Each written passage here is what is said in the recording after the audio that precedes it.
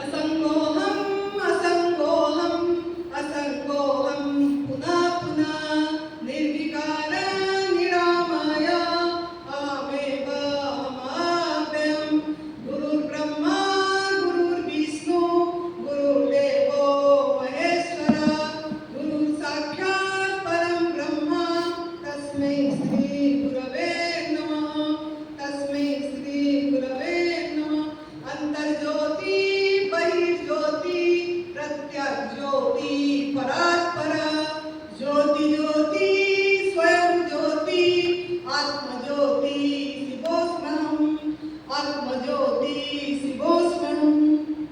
सर्वप्रथम हम हमारे सद्गुरुदेव स्वामी अखंडानंद गिरी गुरु जी के चरणों में सत्संग नमन करेंगे। एडवांस न्यू डाइट सिस्टम का प्रणेता परम पूज्य सदैव बीबी चौहान गुरु जी के चरणों में सत्संग नमन। नरहरि भाई जी को प्रणाम। आप सभी को आनंदी का प्रणाम। यहाँ जो आयोजन कर रहे हैं मित्तल जी अरविंद काकर जी उनके चरणों में भी नमन है। उन्होंने मेहनत करे और ये आयोजन करे आप सभी के लिए, तो उनको भी बहुत बहुत धन्यवाद। और ये स्थान जो दिए हैं चंडीगढ़ में जो शिविर हो रही है अभी 22 अप्रैल 2025 ये सेकेंड वाला सत्र चल रही है, तो यहाँ आप सभी का स्वागत है। और यहाँ जहाँ भी हॉल पे हो रही है इसको भी मेरा बहुत नमन है। धन्यवाद धन्यवाद धन्यवाद है। सभी मिल के एक बार हाथ उठा के अस्तित्व को थैंक यू करेंगे। हे यूनिवर्स, हमको एक दूसरे के साथ कनेक्ट करने के लिए ये तप सेवा सुमिरन का रास्ता दिखाने के लिए आपको thank you thank you thank you. खुश रहिए। कैसे हैं? आनंद में आनंद में बहुत बढ़िया। तो सभी को ही थोड़ा गहरे सांस एक दो लेके छोड़ेंगे।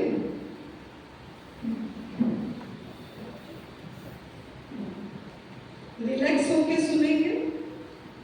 तो 10 मिनट मेरा लेट हो गई क्योंकि प्रेस रिपोर्टर वाले इंटरव्यू ले रहे थे, 2 आए थे चैनल वाले, तो इसलिए भी मैं क्षमा मांग रही हूँ आप सभी को।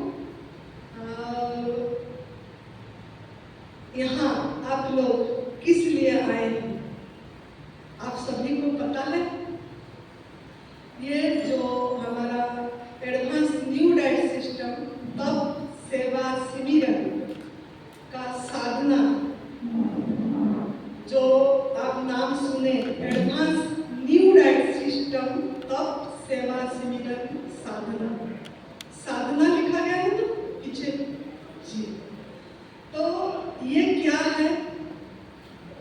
ये क्या है तप सेवा शिविरन? आपको इसके बारे में थोड़ा मैं समझाना चाहती हूँ। ये जो अब आहार परिवर्तन करे, प्राकृतिक आहार पे रहे, और यहाँ पीछे लिखा भी गया है तप सेवा सुमिरन साधना। इसका अर्थ ये है, ये जो तप सेवा सुमिरन का साधना ये शिव भगवान जी का त्रिसूत्रीय मार्ग है। याद रखना है, शिव भगवान जी का त्रिसूत्रीय मार्ग है जो मानस योग साधना से आई है। मानस योग साधना से आई है। ये मानस योग साधना जो है ये बद्रीनारायण त्रिपाठी जी को तप सेवा शिविरन का मार्ग मिली थी।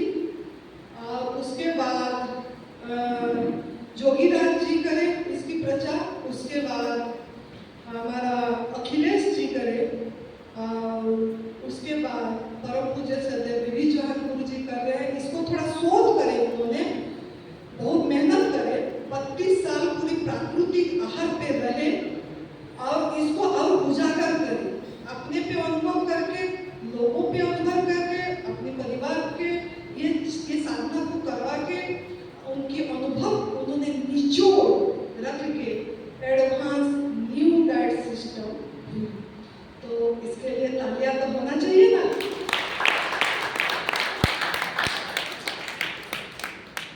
तो आप सभी को ये साधना में स्वागत है।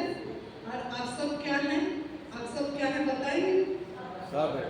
वाह, ये तो हमने बात करी है। तो आप सब अभी साधक हैं, साधक। तो साधक का मन में क्या भावना होना चाहिए? साधक एक अपने को पात्र बनाना है ना? जो यहाँ पे आपके निछावर हो रहा है, निचोड़, कम दिन में, 5 दिन में सब कुछ, अगर आप साधक पात्र नहीं बनोगे तो वो चीज को आप समेट के नहीं दे पाएंगे। पात्र अगर खाली होगा तो समेट पाएंगे। अगर पात्र में छेद होगा या पात्र उल्टा पड़ी होगी या पात्र में सब कुछ कूट कूट के धारणाएं, मान्यताएं भर भर के रखे होंगे, तो यहाँ पे जो परम पूज्य सदैव विवेचन गुरु जी बोल रहे, जो नरहरि पांड्या भैया बोले, जो आनंदी माँ बोल रही है, या जो प्रदीप शाह जी बम्बई से आएंगे बोलेंगे, वो आप ये दे पाएंगे। तो आपको पात्र कैसे रखना पड़ेगा? खाली। खाली का मतलब क्या? जो आप घर से भर भर के कूड़ा लाए हैं कि दूध से कैल्शियम मिलेगा, दूध से विटामिन B12 मिलेगी, दूध से हमारा हड्डी ठीक रहेगा, मांसाहार से नहीं खाएंगे तो कैसे होगा, या आग में पका वाला भोजन में शक्ति है, ये सब हमारे अंदर में जो धारणाएं हैं, मान्यताएं हैं, इसको थोड़ा आपको साइड में 5 दिन के लिए रखना है। कोई बुद्धि नहीं लगाना है, मतलब अपनी बुद्धि को यहाँ समर्पित कर देना है। जो भी आपके अंदर में क्वेश्चन होगा आप कॉपी में जरूर लिखना। विवेचन गुरु जी टाइम देंगे पूछने के लिए, आप पूछ सकते हैं, लेकिन जब सुनते हैं तब हमको हमारा बुद्धि को साइड पे रख देना। तो कैसे सुनना है? Open mind. कैसे सुनना है? ओपन माइंड, खुले मन में सुनना है, एकदम पात्र को खाली रख के जो बोला जा रहा है एकाग्र होके सुनने को साधना बनाना है। आप साधक हैं तो सुनने को साधना बनाना है। तो पहला है ओपन माइंड में सुनना है। दूसरा है आपको क्या करना है? जब हम सवाल पूछते हैं तब जवाब भी देना है, पार्टिसिपेट करना है। नहीं तो बोर लगेगी, नहीं तो प्रवचन जैसे लगेगा, नहीं तो आपका माइंड इधर उधर चली जाएगी। तो आपको पार्टिसिपेट करना है। दूसरा। तीसरा क्या है? जो आपको यहाँ से बोला जाएगा वो आपको होमवर्क करना है। होमवर्क मतलब जाके यहाँ रूम में अभ्यास करना है और घर में भी जाके वो चीज करना है। ये आपकी होमवर्क। यहाँ जो बताया जाएगा वो घर में भी, यहाँ 5 दिन में तो इतना नहीं, घर में भी जाके करना है।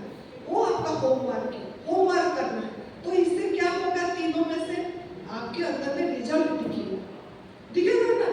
जिसको भी जो प्रॉब्लम, आप लोग किस लिए आए हैं? सब कोई कुछ लक्ष्य बना के तो आए होंगे ना?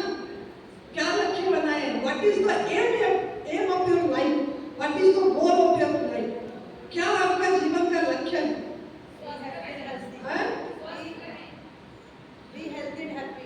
B healthy and happy. तो सभी कोई हेल्दी एंड हैप्पी रहना चाहते हैं।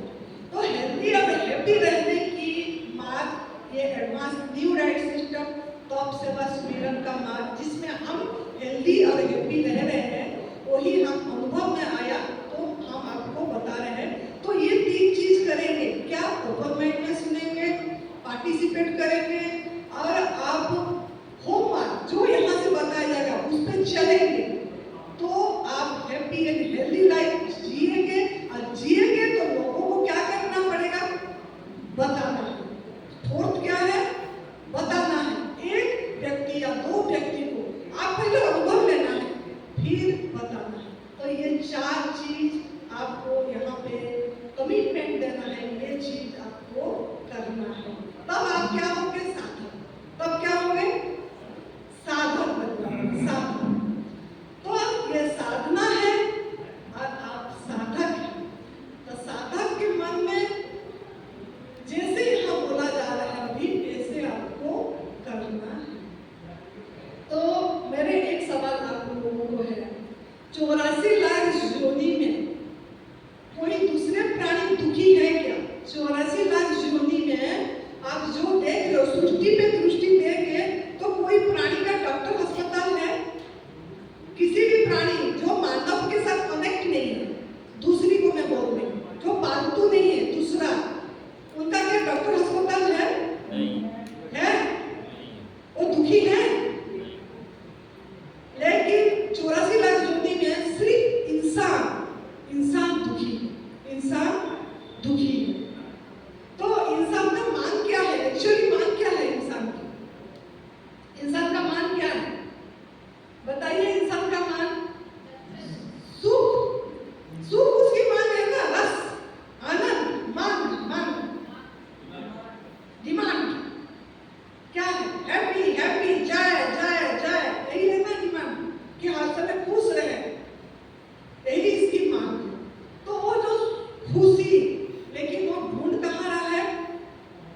बाहर ढूंढ रहा है, बाहर, किसी पति में, पत्नी में, रिश्तेदार में, नहीं तो भोजन में, नहीं तो कपड़े में, बंगलों में, गाड़ी में, धन में, बाहर ढूंढ रहा है।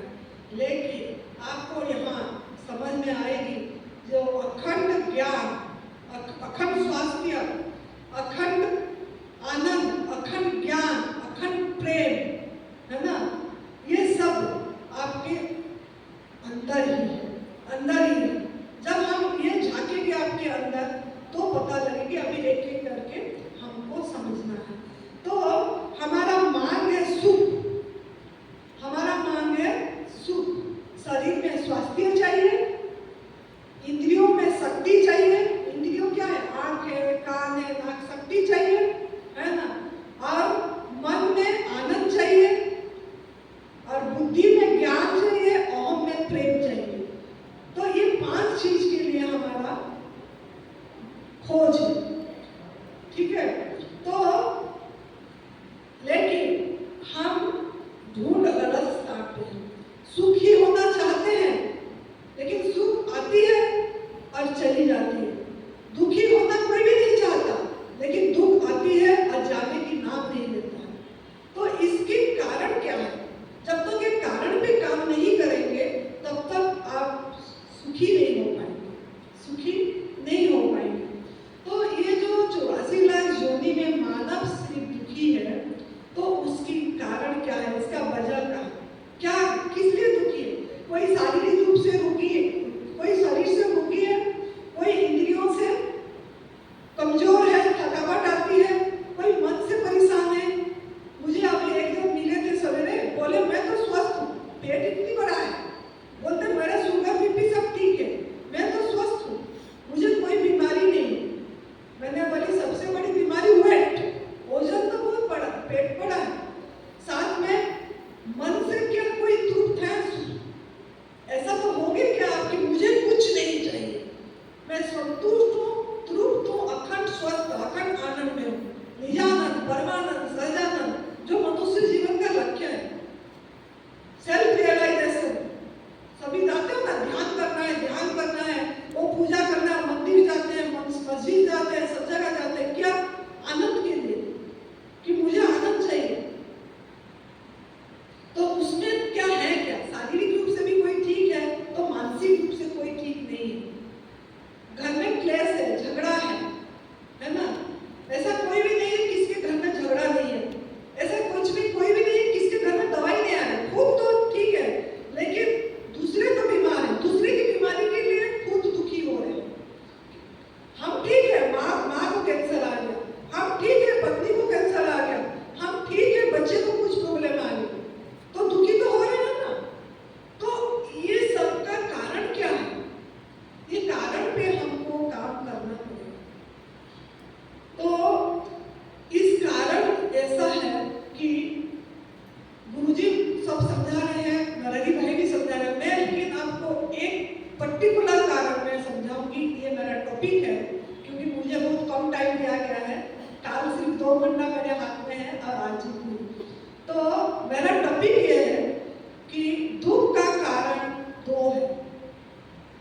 एक हमारा जो है प्रकृति की नियम को उल्लंघन करना, हम नेचर के नियम, जो लॉ ऑफ नेचर, उस पे नहीं चल रहे हैं, इंसान नहीं चल रहे।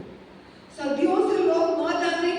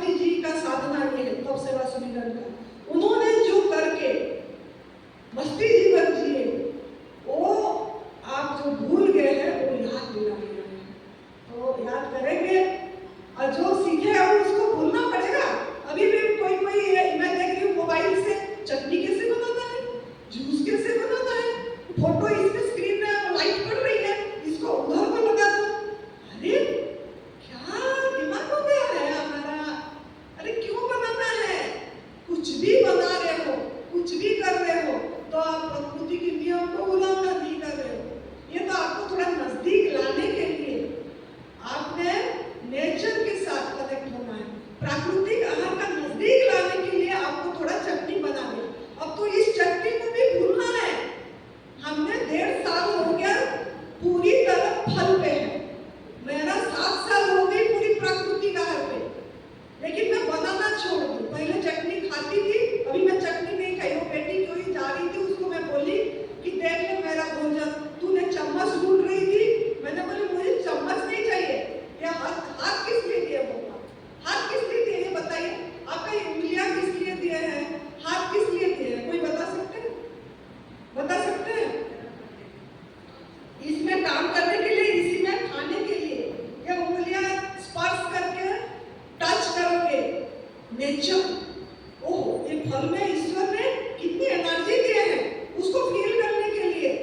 चम्मच से फील हो जाएगी, चम्मच से फील हो जाएगी, कांटे से फील हो जाएगी। माइंडफुल ईटिंग, माइंडफुल ईटिंग किस में आएगी? माइंडफुल ईटिंग अपने हाथ से खाना है। भगवान इसीलिए हाथ दिए हैं। डिपेंडेंट जीवन नहीं जीना है। मैंने डिपेंडेंट जीवन छोड़ दी, गुलामी जीवन छोड़ दी। मैंने फल खाती हूँ आज इट इज। कोई चटनी नहीं खाती, कोई चीज नहीं खाती, कोई जूस नहीं पीती। अभी मैं कुछ बनाती नहीं। बनाना क्या है? स्वाभाविक जैसा है आज इट इज खाना है, कुछ नहीं बनाना है। लेकिन पहले आपको जूस पीना पड़ेगा क्योंकि आपका गंदगी है। लेकिन हमने भी पिए थे, लेकिन मैं मेरा पक्षों को बढ़ाई। पहले 3-4 साल पिए, लेकिन अभी मैंने पूरी तरह फल पे, सिर्फ ओनली फ्रूट्स। पत्ता भी नहीं, कंगूल भी नहीं, मैं कुछ नहीं, मेरे पक्षों में बढ़ा दी। कंगूल भी नहीं खाती, मिट्टी के नीचे की चीज मैं नहीं खाती। तो मैं मेरा पक्ष बढ़ा। ये साधना है। तो आपको भी साधना करना है तो आगे बढ़ना पड़ेगा। तो आपका आहार माँ प्रकृति के आहार जैसा है आज ही 30 लेना है। तो आपका दुख का कारण का ऊपर मैं काम कर रही थी। दुख का कारण प्रकृति के नियम को उल्लंघन करना। दूसरा क्या है? दूसरा क्या है कि आपने गलत आहार, अयोग्य आहार, जो आपकी आहार नहीं है, आग में पका के, सड़ा के, मसाला नमक के सहारे का, जिसके कारण आपको बीमारियां, रोग आ गए। क्योंकि पहला सुख तो निरोगी काया है ना, हेल्थ इज वेल्थ। अगर निरोगी काया नहीं है तो क्या आप कोई भी काम कर पाएंगे? कोई भी, चाहे साधना भी, ध्यान भी, या कोई बिजनेस, कोई नौकरी, किसी सेवा कर पाएंगे क्या? जवाब चाहिए। कर पाएंगे? इतनी लोग बैठे, जवाब तो नहीं, एकदम से आना चाहिए पूरी। सबसे पहला सुख निरोगी काया, काया निरोगी होना है, काया निरोगी होना है। तो ईश्वर आपको स्वास्थ्य दिया है, रोग मानव की कमाई है, याद रख लेना। स्वस्थता ईश्वर दिए हैं, रोग किसकी कमाई है? मानव की कमाई है। रोग किसकी कमाई है? रोग का डेफिनेशन क्या है? रोग का डेफिनेशन है गंदगी, गंदगी, रुका हुआ मल। रोग का डेफिनेशन क्या है? बोलो जोर से, गुरुजी भी पूछेंगे। गंदगी, रुका हुआ मल, गलत तालक से जो रुका। रोग का कारण गंदगी। रोग का डेफिनेशन, कोई भी नाम हो रोग का,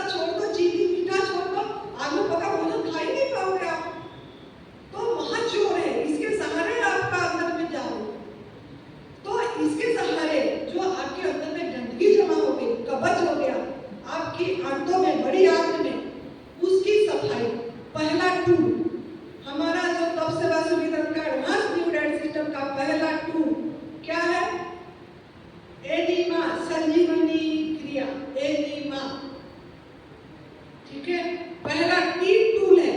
पहला टूल क्या है? एनीमा संजीवनी क्रिया। पहला टूल नेचुरल कल जाने के बाद आपको एनीमा करना है, संजीवनी क्रिया करना है। जो आपके अंदर में गंदगी जमा हो गई, यहाँ जो फोटो दिखाया गया है इसमें 75 पॉइंट है, 75 पॉइंट्स उसमें है, जिसमें जो आप गलत आहार खाते हो, जो पॉइंट में वो गंदगी रुक जाती है, उस पॉइंट जिसके साथ कनेक्ट होता है उसमें ब्लड सर्कुलेशन नहीं होती है और गंदगी के कारण, और वो गंदगी जमा होके उसी को आपको ब्लॉकेज तैयार कर देता है, ट्यूमर तैयार कर देता है। तो डॉक्टर ने बोल देते हैं ब्रेस्ट कैंसर हो गया, क्या बोल हार्ट प्रॉब्लम हो गई, या यूट्रस कैंसर हो गया, बस क्या है कोई भी नाम दे दिया डॉक्टर मेडिकल साइंस, वो आपकी गंदगी है, आपकी आंतों ब्लॉकेज हो गया जो 75 पॉइंट है उसमें, उसकी सफाई बहुत जरूरी है, महत्वपूर्ण टूल है। 50% काम एनीमा संजीवनी क्रिया का है। तो ये आप लोगों ने ले लिए, यहीं से मिल गया आप सभी को। तो ये करना कैसा है ये आपको समझना है। अभी ये जो आप देख रहे हो एनीमा बट ये 1500 ml का है ये। तो इसमें पानी कितना लेना है और कैसे डालना है, ये 5-6 फुट फीट पे आपको आपकी बाथरूम में डालना है। और ये जो देख रहे हो ये इसका ये है, ये इसकी चाबी है, चाबी, इसको बंद करके पानी भरना है। अगर ये खुला होगा पानी निकल जाएगी, तो इसको बंद करना है, पानी भरना है। कितना पानी भरना है? पहला करेंगे तो 1500 ml पानी नहीं जाएगी, पेट में गैस भरा है, गंदगी है, तो वो निकलना चाहेगा ये सभी। तो इसके निकालने के लिए आपको क्या करना है, मतलब निकल जाएगी पानी, तो कितना लेना है आपको? 500 ml। कितने की पानी लेना है? ये डब्बा को 3 बारी में खत्म करना है। पहले ज्यादा पानी नहीं जाएगी, अगर चली गया तो अच्छी बात है, लेकिन जाती नहीं है, बहुत लोगों ने बताते हैं, हमारा भी अनुभव थी। 500 ml में पानी ब्रेक होती है, तो आपने तुरंत इसको बंद करना है। भरने से पहले इसमें थोड़ा सा तेल लगाना है, कोई भी तेल, अगर ऐसे चली जाएगी तो अच्छी बात है, नहीं तो थोड़ा नारियल तेल इसमें ऐसे लगा लेना है। और आपकी गुद्दा द्वार को गणेश क्रिया में सफाई करना है, मतलब थोड़ा उंगली में हल्का सा तेल लगा दो या पानी में डुबा दो और उसको करके थोड़ा द्वार को खुला करना है, ऐसे गणेश क्रिया करके, फिर इसको आराम से चली जाएगी। ऐसे तो चली जाती है नहीं करने से भी, तो इसको आपको इतनी डालना है, इतना, ये देख लिए, इतनी फीट डालना है आपके अंदर जाएगी। तो बहुत लोगों ने बोलते हैं पोजीशन कैसा है, इसका पोजीशन दिखाना है मुझे। तो जिनको घुटना प्रॉब्लम है, दर्द है, ज्यादा मोटापा है, वो लेट के नहीं कर पाएंगे। लेट के नहीं कर पाएंगे तो कैसे करना है उनको ऐसे पोजीशन में करना है। ये देख सकते हैं, ऐसे ऐसे करके झुक के लेना है। समझ में आ गया? जिनका घुटना प्रॉब्लम है, जो नीचे नहीं बैठ पाते हैं, जो लेट नहीं पाएंगे, उनके लिए ऐसे लेने के बाद वो चाबी बंद करके तुरंत प्रेशर आ जाएगा तो बैठ जाना है, टॉयलेट कर लेना। अगर प्रेशर नहीं आया तो आपको क्या करना है, ये पेट में आपका जो हाथ है क्लॉकवाइज और एंटी क्लॉकवाइज,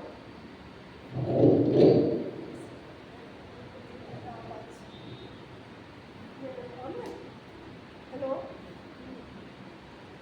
आवाज आ रही है मेरी? ऐसे बोलना सर,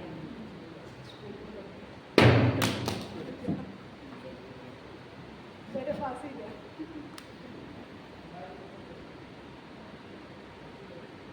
नहीं करती, चल पाएगी,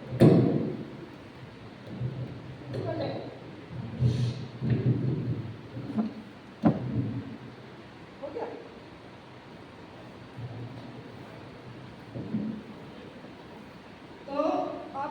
क्लॉकवाइज और एंटी क्लॉकवाइज पेट में हाथ घुमाना है।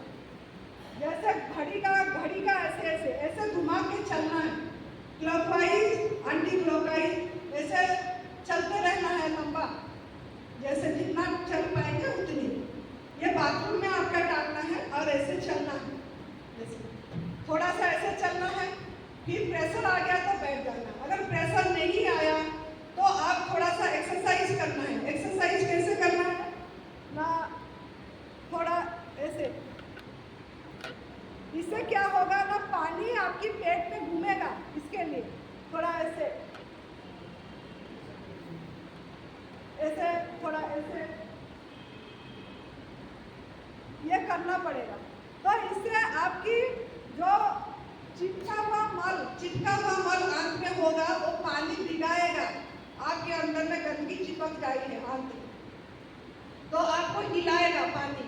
तो आप इस तरीका से और होल्ड भी हो पाएगा क्योंकि आपको होल्ड करना महत्वपूर्ण है। आपको 5-10 मिनट पानी होल्ड करना है, तभी गंदगी अच्छी से निकलेगा। समझ में आ गया? पानी को होल्ड करना है, फिर आ गया तो बैठना। ये जो लोग उठना प्रॉब्लम, जो लेट पाएंगे उनके लिए कैसा है प्रोसेस सेम है। लेटना का पोजीशन देखना है आपको। ये जो राइट हैंड है, राइट तरफ में करोगे तो जल्दी सफाई होगा, अच्छा सफाई होगी। तो आपको ये राइट हैंड में सर रखना है जैसे, और ये लेफ्ट जो टांग है इसको ऊपर करना है, और फिर आपको लेना है एक दिना इस तरीके से। समझ आ गई? देख रहे हो आप पोजीशन? हाँ जी जी। ऐसे ले लिए, 500 ml चला गया, फिर बंद कर देना है। फिर उठ के इसको ऐसे ऐसे ऐसे जैसे हिलाते हैं, सिंगल डबल ऐसे हिलाना है। तो इससे पानी गिरेगा, ऐसे हिलाना है। फिर सीधा करके आपको थोड़ा सा जैसे पवन मुद्रासन करते हैं ऐसे हिलाना है। अब समझ में आ गया? तो इस तरीके से आपको पानी को हिलाना है। अगर कोई बाथरूम में काम है तो सफाई करना है तो कर सकते हैं, लेडीज लोगों ने, कोई कपड़े धोना है कुछ पानी को होल्ड करके, तो मन डाइवर्ट हो जाएगी और आप कर पाएंगे। ये राइट हैंड का एक पोजीशन राइट में लेना है, एक लेफ्ट में लेना है। लेफ्ट में भी ऐसे इसमें लेना है और इसको ऐसे ऊंचे करना है। समझ आ गया? इस तरीके से लेना है आपको। यह सेकंड पोजीशन। थर्ड पोजीशन कैसा है? अब वही करना है, एक्सरसाइज सेम जैसे बताई थी, खड़े होके भी कर पाओगे, लेट कर भी जैसे बताई। थर्ड पोजीशन आपका बेबी पोज। बेबी पोज कैसा? ऐसे डॉगी पोज, बेबी पोज, जैसे बच्चा उठना चाहता है वैसे इस पोजीशन में लेना। तो तीनों पोजीशन समझ आ गया आप लोगों को? पोजीशन एक बार राइट में, एक बार लेफ्ट में, एक बार बेबी पोज में। समझ आ गई? एक्सरसाइज समझ आ गई? हाँ, हिलाना है, चलना है ऐसे। तो इस तरीके का करेंगे। ऐसे कितने बार करना है ना आपको? हाँ, 3 बार करना है। ये जो डिब्बा है बैक टू बैक आपको 3 बार में खत्म करना है। 500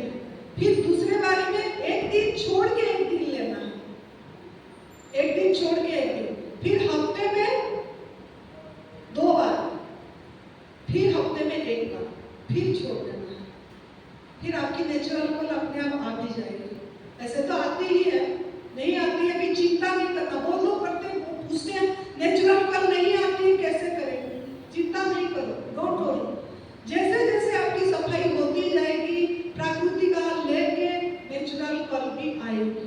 ये हमारा खुद का अनुभव है। तो ये लोग पूछते हैं इसका आदत तो नहीं बन जाएगी? आप लोगों का आदत तो सबसे बड़ी आदत तो कुक फूड खाना सबसे एडिक्शन है। सबसे बड़ा एडिक्शन क्या है? नशा। शराब तो छूट जाएगी, सिगरेट भी छूट जाती है, लेकिन कुक फूड नहीं छोड़ती। ये सबसे बड़ा नशा है। और ये नशा तो आपको, वो नशा तो आपको नुकसान पहुंचाएगा। ये आपको नुकसान नहीं पहुंचाएगा। ये आदत बन जाने से भी चिंता नहीं करना है। बहुत लोग पूछते हैं ये सब। फिर पूछते हैं कि ये छोटे बच्चे कैसे लेना है? जो जन्म हुआ बच्चा होता है उसको भी प्रॉब्लम आ जाती है, तो पूछते हैं कैसे लेना है, उनको कैसे कराना है? उनको सिर्फ 50 ml पानी में कराना है, 50 या 100 ml पानी में। और उनका कैथेटर अलग मिलती है। छोटे बच्चे की कैथेटर अलग 0 नंबर का मिलती है, पतला, वो डालना है और कराना है उनको। 3 साल बच्चे तक आप 3 साल बच्चे को 100 ml में कराना है। 3 साल से ऊपर 5 साल का हो गया तो 200 ml में कराना है। 8 साल का हो गया तो 300 ml में कराना है।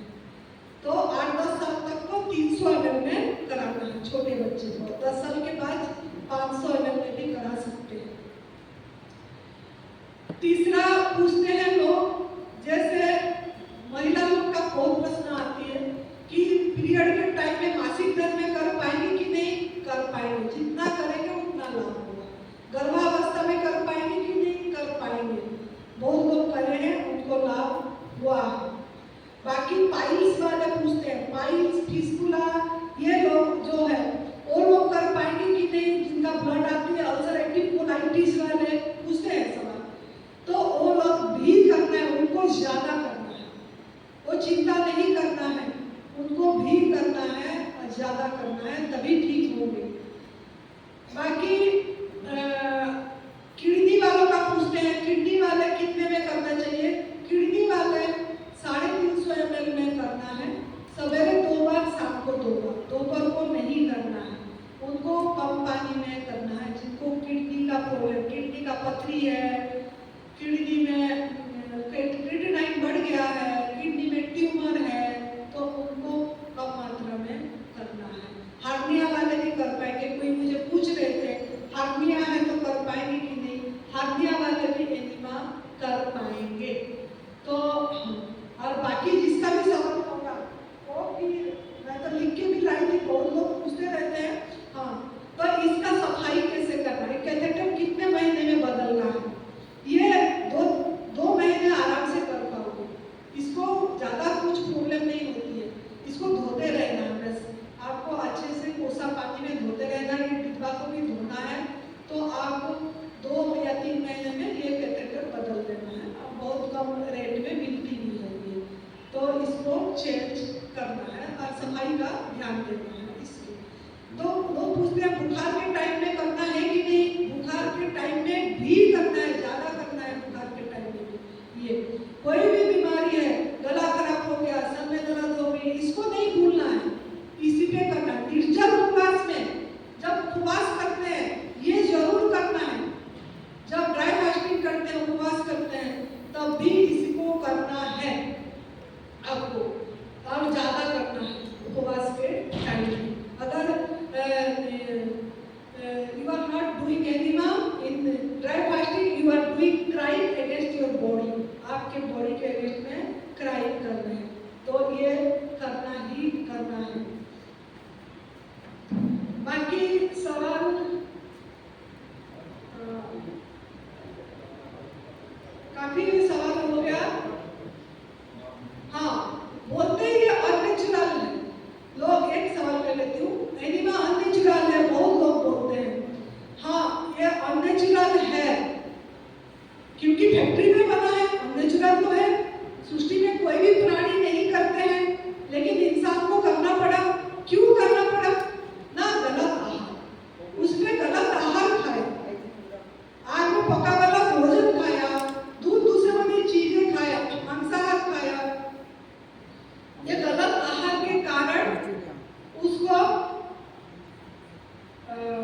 गुरुजी का 5:30 बजे है ना अभी, इसको पता है ना? तो गलत आहार के कारण आपके अंदर में जो गंदगी जमा हुआ, और जो आहार खाए वो भी तो अननेचुरल खाए। आप नेचुरल खाए क्या? आग में पका वाला भोजन खाए या दूध से बनी चीजें पढ़ाई ना कर ली है, तो वो क्या नेचुरल है? वो अननेचुरल खाए, अप्राकृतिक खाए। तो आपको अप्राकृतिक खाए, अननेचुरल खाए तो अननेचुरल वे में निकालना भी पड़ेगा। आप बॉडी को सहयोग कर रहे हो सफाई के लिए, तो लोहा लोहा को काटेगा। तो इसके लिए चाहे ये अननेचुरल है, लेकिन आपने खुद अननेचुरल फूड खाए हैं, तो इसकी सफाई भी इसी तरीके से करना पड़ेगा। अब जैसे धीरे धीरे आप सही होगे, इसको छोड़ देना है। कि तो आप अगर आप अयोग्य आहार खाओगे, आग में पका वाला भोजन खाओगे, तो फिर इसको हमेशा करना पड़ेगा, क्योंकि आपने खा लिया है। तो वो अब ये बॉडी के साथ हिंसा भी है। अगर आप इधर आग में पका वाला भोजन खा रहे हो और इधर एनिमा भी कर रहे हो, तो आप बॉडी के साथ क्रूरता कर रहे हो, हिंसा कर रहे हो, ये गलत कर रहे हो। ऐसा नहीं करना है। आपको प्राकृतिक आहार पे रहना है और धीरे धीरे इसको छोड़ना भी। और अगर कर भी रहे हो तो भी गलत आहार नहीं खाना है, आग में पका वाला भोजन नहीं खाना है। फिर भी करते भी रहोगे तो भी नुकसान इसमें कुछ नहीं है। वो तो कुछ नहीं, गुड बैक्टीरिया निकल जाएगी, मसल्स लूज हो जाएगा, ऐसा कुछ भी नहीं है। गुड बैक्टीरिया कुछ भी नहीं निकलती है, वो गंदगी ही निकलती है। इसी में ना मसल्स लूज होती है। ये लोगों ने डरा देते हैं, ये करने से अनुभव में आएगा। जब आप करोगे, खुद की अनुभव यहाँ सुनाओगे, तो आपका आज का एनिमा का डिब्बी दिया गया, तो आपको करना ही करना है, ताकि आपको अनुभव सुनाना है। आपको कैसे लगा, इसमें क्या रिजल्ट आया, आपको महसूस कैसे हुई, गंदगी निकला क्या, वो देखना है। काला काला निकलती है, बहुत गंदगी निकलती है, पुराना मल निकलता है। जब उपवास करते हैं, दूसरा टूल जो है वो बताएंगे बाद में, लेकिन पहला टूल जो है ये बहुत महत्वपूर्ण है। इसको आपको करना ही करना है। समझ आ गई? हाँ जी। नॉर्मल वाटर लेना है सर्दी के टाइम में, नॉर्मल टेप वाटर लेना है। और सर्दी के टाइम में थोड़ा हल्का सा बॉडी टेम्परेचर, अपनी बॉडी टेम्परेचर का पानी इसमें लेना है। समझ आ गया? हाँ जी। कैंसर वाले जितने बार करेंगे उनको तो उतनी अच्छी है। इनको कैंसर वाले को कम से कम 9-10 बार तो करना ही करना है। हाँ जी। एक बारी में 3 बार, एक बारी में फिर 3 बार, एक बारी में फिर 3 बार, ऐसे। हाँ जी। समझ आ गया? तो अभी गुरुजी का क्लास है, तो अभी 2 मिनट हम यहाँ खाली करेंगे जगह, गुरुजी आएंगे, बैठेंगे। तो आप सभी को आपका दुख का कारण, शरीर जो रोग का कारण गंदगी है, और गंदगी की सफाई का पहला टूल संजीवनी क्रिया एनिमा है। समझ आ गई? तो आपको मिल गया है, आपको करना है। ठीक है? आप लोगों ने मेरे को सुने इतने अच्छे से, समय दिए सेवा करने के लिए, तो आप सभी के चरणों में मेरा नमन है और आप सभी को धन्यवाद है। धन्यवाद, धन्यवाद, धन्यवाद। और ये यूनिवर्स को भी फिर से थैंक यू करेंगे सब मिल के कि हे यूनिवर्स, हमको इतनी अच्छी दिशा मिल रहा है, तब से रसूलगंज का रास्ता मिल रहा है, इसके लिए हम भाग्यशाली हैं। Thank you, thank you, thank you. खुश रहिए, मस्त रहिए, हंसते रहिए, हंसाते रहिए।